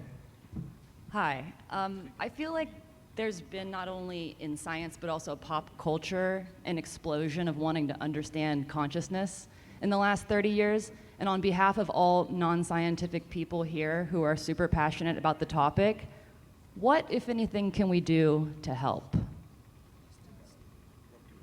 Sorry, can you repeat just in one sentence the essence of the question? As a non-scientific person passionate about understanding consciousness, is there anything I can do to be helpful to the science? How can non-scientists be helpful to the cause of understanding consciousness? I'm a non-scientist. Thanks, Dave. I mean, money, I bet, is one answer. You can articulate, I mean, there's so many things to do when it comes to studying consciousness that's beyond science. I mean, articulating conscious experiences, for example. You know, they're described in literature, they're depicted in art.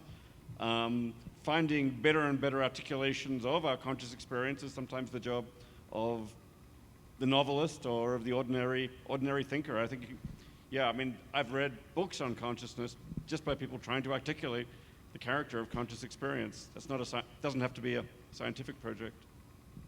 Is this one on? Yes.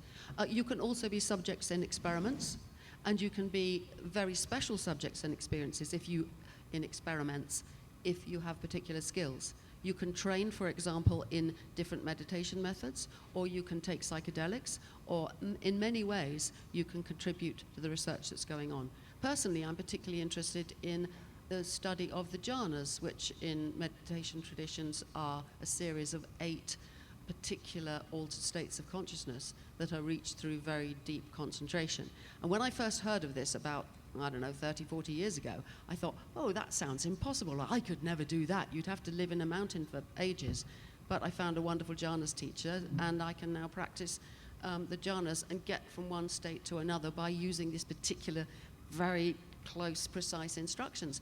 Now, there are lots of other people out there who can do this kind of thing, and they can contribute by being in experiments and by helping other people to explore these states. Any creativity, I think, expresses consciousness, and one way in the short run would be to make up a verse of the Zombie Blues and perform it tonight.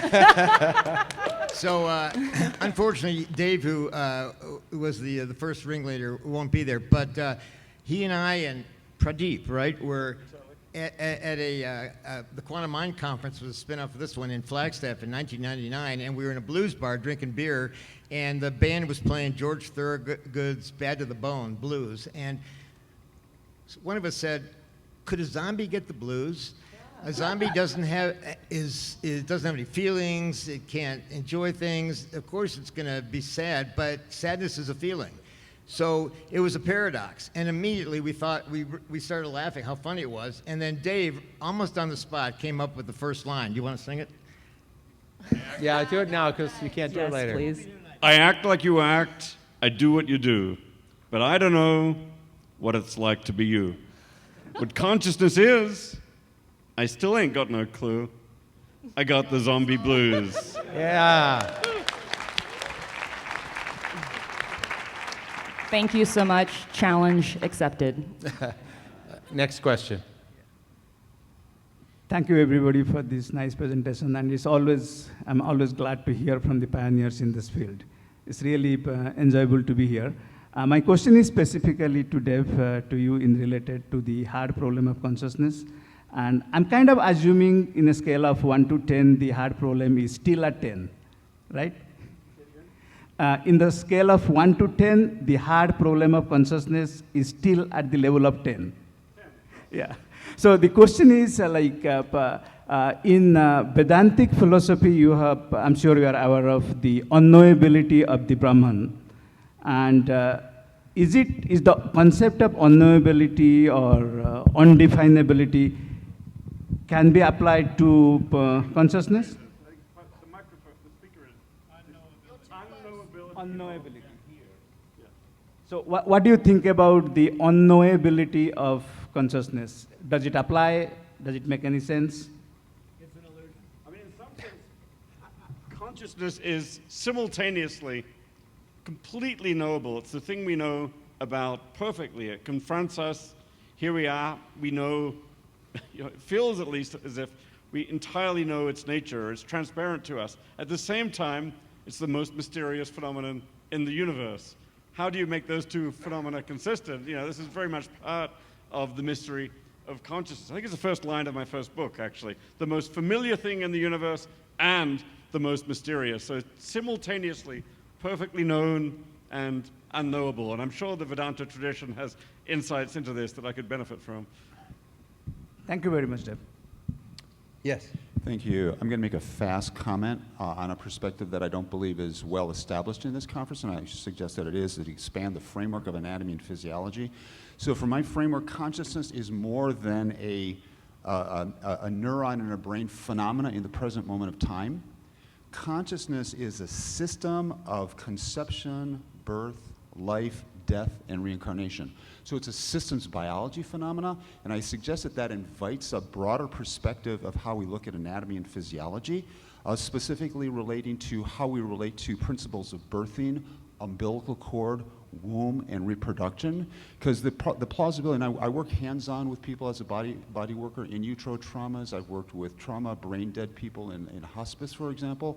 I've had anomalous experience. And so the concept of inviting in principles of crystalline light communication signaling, plausibly through the connective tissue, more systems biology, understanding our skin and our membrane, and oxytocin vasopressin switching in endocrine glands, I think it expands our understanding of how we can ask questions about what is consciousness itself, broader than just the nervous system. Thank you. Are there any comments on that, or should we just? Okay, thank you for that comment. Hello. Thank you sincerely for a wonderful conference. That goes to everybody on stage and everybody's been part of the journey, and everybody backstage, and also everybody who attends, because I think everybody has a little part, a valuable part to add to this. And my question is about those collisions. You get collisions of ideas and people. There's been plenty of examples on stage about that. This is for any and all panelists who want to take it.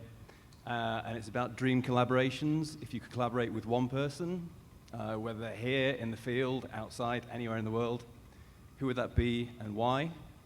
And extra points for the wildest answer. Thank you. I think the question is to ask people who they would most like to collaborate with. I would like to co-author a paper with René Descartes. Any other would-be takers of your dream collaborator? Well, I was going to say I am not a collaborator by nature. I like to work alone. But then I have done this book with my daughter Emily, the 4th edition of the Consciousness textbook. I forgot to mention it before. You can see it this evening at 7 o'clock in the usual place.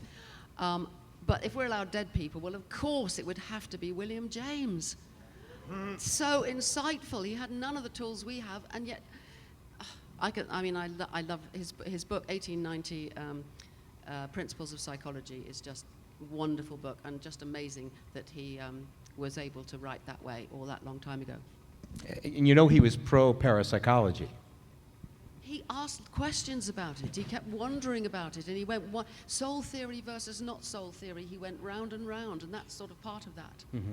And I admired his open-mindedness there. He said when he couldn't come to a conclusion. Go ahead. My dream collaborators are Roger Penrose, Anirban Bandyopadhyay, and Dante Loretto. I wish I could work again with Francis Crick. I was very close to him. And also he was, I hang out with a lot of physicists and other very bright people, but he was by far the smartest person I knew, and also the one who consistently questioned his own finding and his own conclusion. He kept on asking, well, maybe we have it all backwards. Maybe we have to do this. Maybe we need a theory. He even admitted maybe some other religious explanation is true. He said that's probably unlikely, but he didn't want to reject it. So this openness to looking where people typically don't look, I miss that. And I would second William James as a collaborator. Let's see. I would add briefly that as I mentioned, I used to collaborate with David Bohm when I was doing my PhD. But at the time, we were not discussing consciousness so much. It was more the era of cognitive science, mental causation in philosophy of mind. And it would have been very interesting to hear what he would have made of the, like the hard problem. Who knows, he might have taken the Dennettian view, I don't know. Let's see, I think, here. Yeah. It's amazing that you've been bringing in such a diversity of embodiment and consciousness and neuroscience, and then stirring it up by wandering around the wilderness brainstorming for 30 years. That is amazing. 30 years ago, I did something like that with Christof's group climbing over the Sierras, but I've been in a different wilderness as a technologist, trying to think about all this stuff without colleagues, without reading any of her work, and without recognizing almost any of you. And so from that perspective, from an outsider, I see two things still missing in this. And that's what brains do. It's bodies and bandwidth. Here, most of the analogies are like visual constructions or maybe sort of broken up motor action. But brains evolved 500 years ago to make a worm wiggle so fast it could book through the water. And that degree of ultra-fast control of a spinal system and a breath system, I didn't hear it here, and we know that's what brains did in the first place. The other is bandwidth. I've heard a lot of talks about information, but nobody except me has talked about the bandwidth of information, and bandwidth is how information is measured. So if anyone can tell me how embodiment, which we all care about here, and bandwidth, which presumably matters to mathematics, how those are going to fold in, I'd love to hear it, but I don't actually expect the answers right now. Thank you. Yes. Oh, hey, yeah, I mean, beautiful conference and vibes. This is one of my happiest places on Earth. When I simulate Earth, this is, oh my gosh, this is the greatest place to be in general. Susan, I'm so happy to hear that you're into the jhanas. Like, yeah, at the Qualia Research Institute, we study jhanas, and we love that stuff. If people are curious to talk about that, definitely approach me. We have a lot of experience in that space. I want to kind of like put you guys on the spot because, Christof, you said, there's kind of like a lifting of a taboo when it comes to sharing people's exotic experiences. So I wanted to ask you guys, and for sure, you're totally free not to answer this question, but what is your level of like psychedelic experience? Because it matters if, like, oh, maybe I tried LSD a couple times, or, I've tried 5-MeO DMT every day for a month. It's like different levels of kind of experience. And I think it matters because you do learn kind of like very highly technical information, things to bring back that is relevant for the binding problem and sort of okay, so how psychedelicized are you guys? Okay, the psychonaut question. You can plead the fifth. It's like Las Vegas. What happens at a ceremony stays at a ceremony.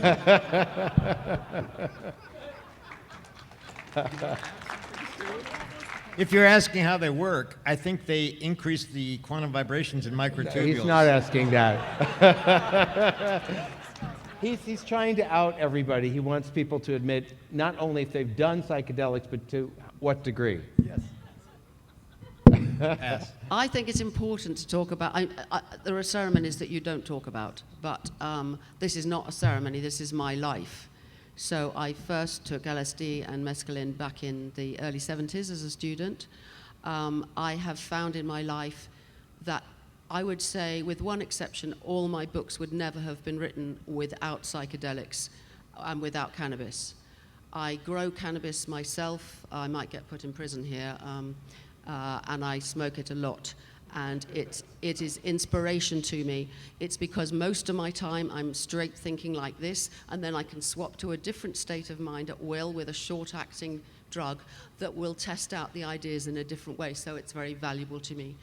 I recently had 8 opportunities to have ayahuasca, and there it is ceremonial, and I won't say any more about it other than that it's amazing and very different from the other psychedelics. But I don't seem to have enough opportunities to try the really weird new stuff that's around. People talk about it, but I haven't had the opportunities and would love them. But these things come along in one's life, and I enjoy and try to learn from and treat properly these very powerful drugs. Okay. Thank you for that question.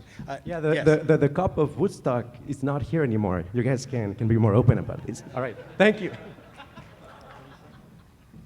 Thank you for a wonderful conference and panel. Of a digital model, would you all maybe agree, in a way, Turing explains the correlates to a Gödel consciousness by demonstrating an offshore machine does not suffer from P equals NP, in a zone that postpones it via a test that migrates. That's it. Yeah. All I heard was Turing and P equals NP. And I think I heard offshore. I'm sorry. I will perhaps explain it to you later. Okay. Sorry about that. Let's see. Yes. Please try to speak clearly. Thank you. Do you think that solution to the problem may Talk closer to the microphone, please. Do you think the solution to the problem lays in contradictory definitions of neural correlates, such as one is a set of neural mechanisms to give rise to conscious experience, and another is a set of neural mechanisms that necessarily and regularly correlate with a specific experience? Now, well, the first definition of neural correlates refers to generating conscious experience. The second definition is in aftermath phase. And the aftermath phase does not involve activity of prefrontal cortex.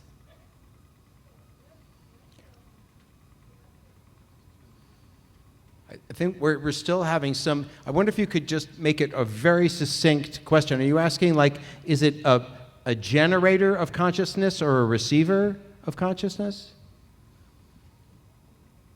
Oh, did the mic die entirely?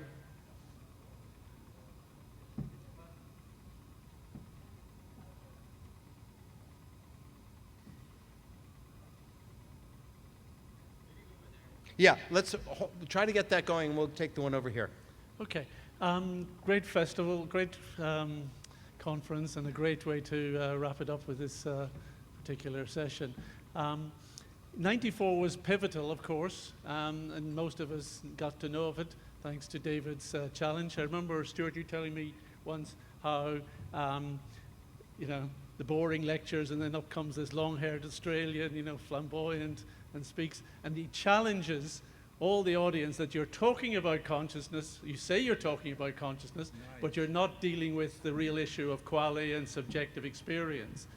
Now, my question then is to the panel, how much, that was a big challenge, and it's, I take it as a very valid challenge.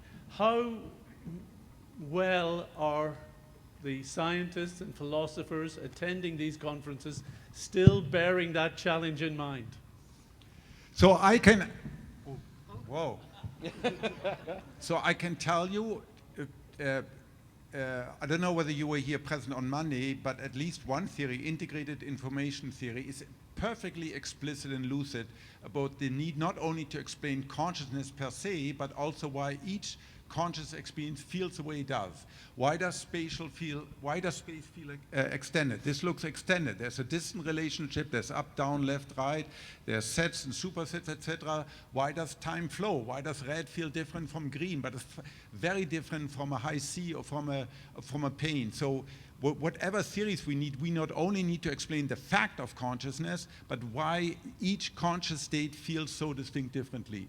So at least at least one theory tries to do that. Most don't.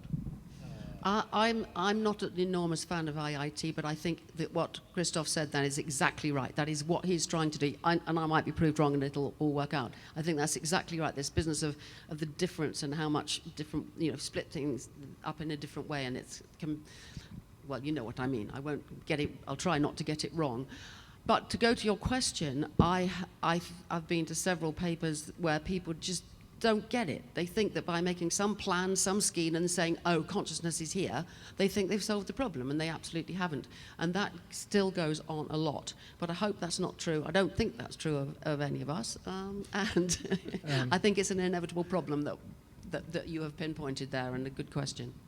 IIT has no biology, so I fail to see how it's going to, even if it's activities here, there, it's kind of like pin the tail on the brain map. What does that tell you? You don't know what's happening here, there, or there that's causing it.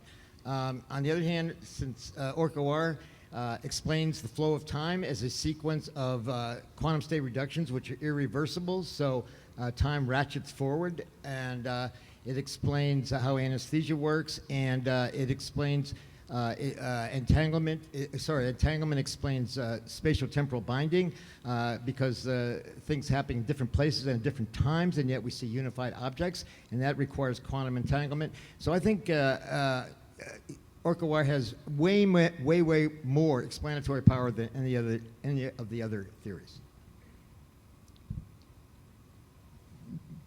I don't think anyone has solved the hard problem yet, but that's okay. The problem is hard, after all. I think neuroscientists and scientists and philosophers working on consciousness vary greatly in the extent to which they focus on the hard problem, which is perfectly fine, I think. There are theorists, I think, for someone like, say, Giulio Tononi, I think the hard problem is very much in the front of his mind when he thinks about theorizing, as is the case for Christof, as is the case for Sue, as is the case for Stu. And Paavo too, but we're philosophers.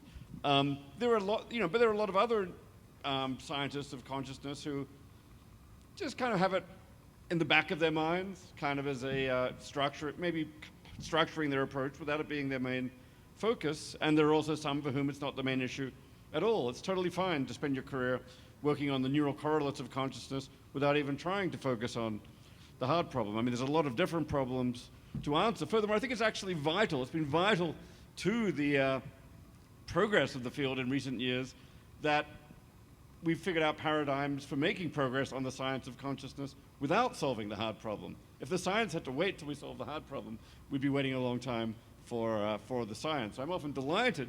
I'm delighted when I see all the work that goes on that doesn't focus on it, but I'm also very glad that people are at least kind of holding the problem in the back of the mind and trying to make progress where they can. I would just make also like more general comment on theories of consciousness, and that is that we should watch out so that the theory we propose is not more difficult to understand than consciousness itself. And I sometimes feel I sometimes feel that, for example, I really struggle to understand the IIT, and I think there one place where I would look into is when we move from the axioms to the postulates. Do we really need those particular postulates? Because once you set on some postulates and start building from there, there's a risk that the thing, it's sort of difficult to understand. So I would put this kind of as a hope for all the theories that be very explicit in those steps and make sure that people understand them, because otherwise it's going to be, we're going to have another hard problem, namely how to understand all the various theories that we produced. Paavo, but I would submit that the main requirement for any scientific theory is, does it work? In a sense, does it predict? Cognitive penetrability, although highly desirable, is not necessarily criteria. I mean, quantum mechanics, I still struggle to understand some of the weird stuff underlying the weird shit going down at the quantum level, okay? But quantum theory is the best theory we have in any science, bar none, right? So if a theory can make, well, yeah, because of its prediction. So what really counts for theory of consciousness can make prediction about where it occurs, when it occurs, who has it, who doesn't have it, what are the critical mechanisms, how can you causally manipulate it, etc. That's, I think, what's required as primary criteria. Yeah, but I think that it's also important that we could, I mean, we shouldn't at least decide that nobody should be able to understand the theory, because even in the case of quantum mechanics, you know, some people argue that this instrumentalist approach has done a lot of harm, because then people don't, you know, if new things come, people don't know how to modify the theory. But if you have a physical story that you understand, then you encounter some strange experiment, you actually know what to do with the theory. So I think there's something to be said also for our theories being intelligible and understandable. And it's also so that the, you know, general public can actually, you know, take part in the process. So there should be these also a kind of simple story that we could tell about each theory. We're getting very close to having to go, but let's take your question one more time. Try to make it as succinct as possible. Yes, I just want to make a last comment in reference to what I said. Integration information theory has found a footprint of conscious experience, but aftermath phase. Yes? Of integration information theory that was presented image here just recently. In posterior cortex, it's have established the footprint of conscious experience of aftermath phase. Aftermath phase? Correct. This is my point. So it's really proven, validated, but it's only aftermath phase. The previous phase that generate conscious experience is unfortunately overlooked, and therefore such a confusion in theories. Thank you. So IIT is the after party. This is the idea. There's the real thing, and then IIT is where it shows up after aftermath phase. Aftermath. Phase. PHASE, phase. I'm poor with English, but probably. Yeah. Okay. Oh, we have to turn after. Okay, so it's the accusation. The accusation is that it is the aftermath. It's not actually capturing the process as it unfolds. And that's entirely correct. Because it's a physical correlate. It's only the physical footprint.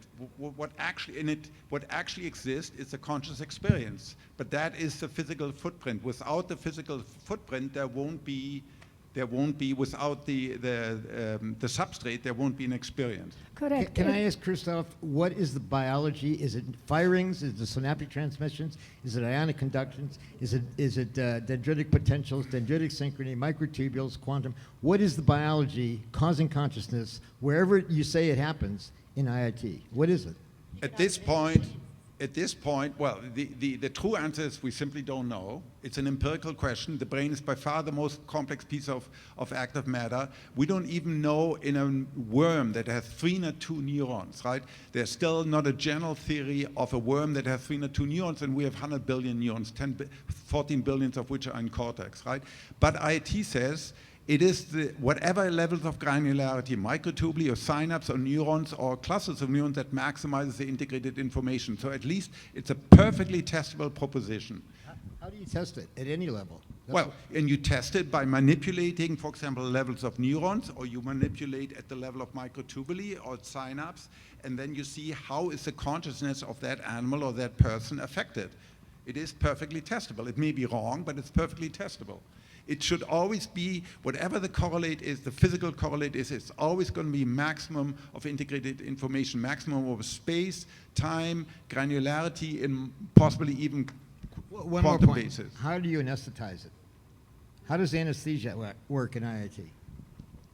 Well, again, it depends on what type of anesthesia, in what. Well, it's a unitary mechanism. They all act the same. Okay, maybe that's your idea, I understand, but it's an empirical question, right? Do they some interact with GABA, other interact with glycine, third one, interact with ACH? Do they all do quantum forces? I understand that's your hypothesis, but empirically, we simply do not know at this point in time. Let's leave it at that and take a few more questions. Yes. Yes. Thank you. So I'm really tempted to throw gasoline on this fire and ask a hard question about hard problems, but I'm going to actually go with something a lot lighter. Just a quick comment. There are a lot of heroes in this field. We've mentioned and reminiscing over these 30 years, and people who have contributed in big ways to the advancement of the field. Some of them who aren't here right now. I'm thinking of people like Axel Clearmans, Stanislas Dahn, and others. But there are also a lot of unsung heroes, and many of them are non-scientists. And I just wanted to, well, I don't have a hat, but tip my hat to one of them who used to work for the Mind Science Foundation. I don't know if anybody remember the Mind Science Foundation. They're still around, actually. They took a big hit in 2008 with the financial crisis, but they were actively funding, and still are, consciousness research, and have really been a big boon to the field. And in particular, there was someone who worked for them who did fundraising. His name was Joe Dial. And Joe Dial, I think, is one of the unsung heroes of this field. He just had an outsized role in bringing attention to consciousness research amongst a population that, amongst non-scientists. Not only did he bring in a lot of funding for the Mind Science Organization, but he also brought a lot of attention to the field. And he was a non-scientist, but who educated himself in consciousness research and could really speak our language and understand the field deeply. So anyway, I just wanted to tip my hat to Joe Dial. I think he's gone back to ranching, actually, but yeah, thanks. Thank you. Yes. I have a quick question, I guess mostly for Sue. I was really excited to hear you mention the conversation with Dan Dennett about memetics. The Meme Machine is one of my favorite books. I recommend it to a lot of people. Very inspirational for me. And I feel like the deeper I've gotten into consciousness, the deeper the memetic stuff has been resonating and more interesting.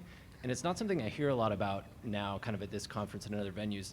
I'm curious what your thoughts are about where that is in relation to consciousness, and if that's still kind of an inspirational space for you. For me, it really is inspirational. It's particularly so not to do with consciousness, but to do with AI and fears of AI. Because the way that I've taken it is, and it goes back to my TED lecture quite a long time ago, is if a second replicator can emerge from products of the first replicator, could a third replicator emerge from the products of the second replicator? And that's exactly what I think is happening. Digital information is a selfish replicator, and it's using us to propagate itself. So we're becoming the slaves of the digital information. An analogy would be like the mitochondria, which are absorbed into other cells, bacteria are absorbed into other cells to become power sources. Well, we're just digging up oil and wrecking our planet for the sake of the digital information because we want Facebook and LLMs and all the other things we want. This is nothing to do with consciousness. I actually don't really think that memetics does help with consciousness. At all, probably. And so it's kind of curious that both Dan Dennett and I were fans of both these different ideas, but I certainly can't bring them together and give you any wonderful answer. But thank you for the question. Yeah. Okay, breaking news, we have a surprise appearance by Sir Roger Penrose.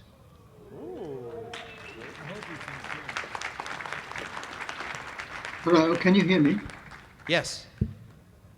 Ah, okay.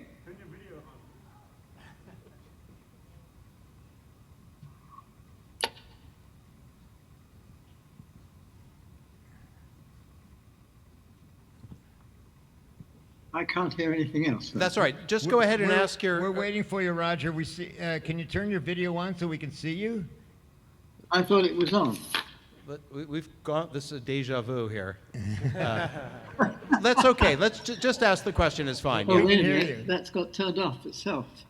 Yeah, just go ahead, Roger. Ah, there he is. There you are. We see you. Yay. Am I asking a question? We see you and hear you. Please go ahead. How you Sorry, I doing? was having a lot of trouble getting on. Can you hear me? Yes. Yes. Oh, you can. Were you expecting me to say something? Please. Yeah. Yes, please. You can be brief, but just at least to say hello and how you doing. How are you doing? Well, I heard a bit of the conversation.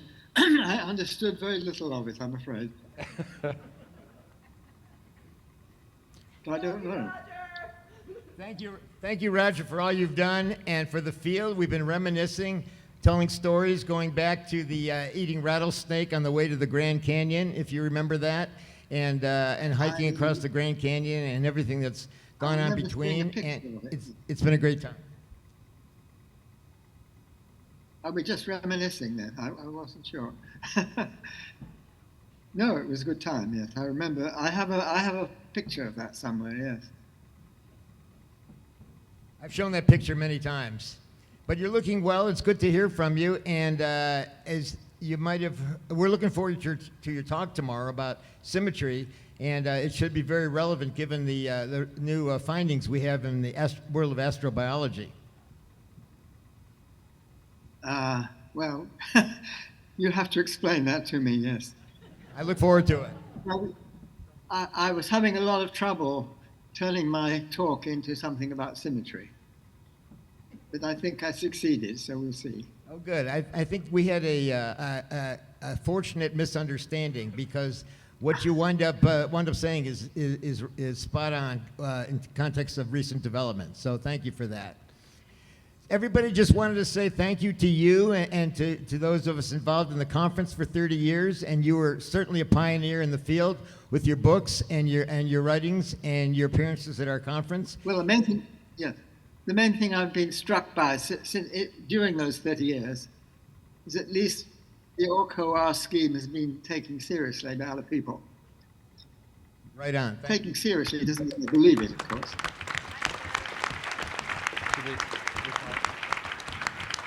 Okay, I'm very sorry. I know a lot of you have questions to ask. Perhaps you can ask them to people when we have the party later on. It won't, however, be David, who has to rush off to Australia for his mother's funeral.